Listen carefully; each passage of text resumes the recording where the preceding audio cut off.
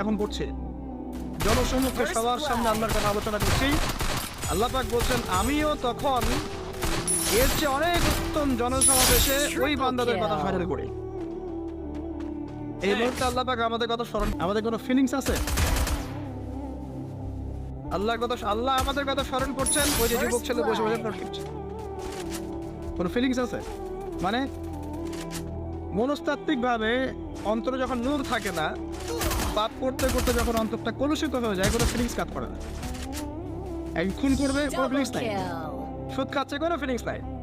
জেনা করছে ডেইলি, কোনো ফিলিংস নাই। ঘুষ নিচ্ছে, দুর্নীতি করছে, মানব সম্পদ আত্মসাৎ করছে, যারা কোনো ফিলিংসও নাই, আমি একটা পাপ করছে। তখন এরকম হয় জানেন, মানুষ পাপ করতে করতে করতে করতে, এই যে কলব বলে একটা কথা আছে, এই কলবের উপরে কালো কুৎসিত একটা মরিচা পড়ে যায়, তখন আর ফিলিংস কাজ করে না।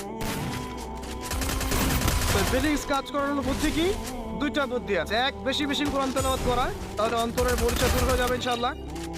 আর দুই হচ্ছে বেশি বেশি মৃত্যুর কথা স্মরণ করা, তাহলে মনের মধ্যে যে কালিমাগুলো আছে আস্তে আস্তে দূর হবে ইনশাআল্লাহ। মানুষের চলাফেরা করে এমন ভাবে যে কোনোদিন মরবেই না। কে স্মরণ করে? যে টেবিলের তল দিয়ে ঘুষ দিচ্ছে, ও স্মরণ করে মৌতের কথা। যে মেয়েটা বোরখা পরে যে ডেটিং করে বেড়াচ্ছে,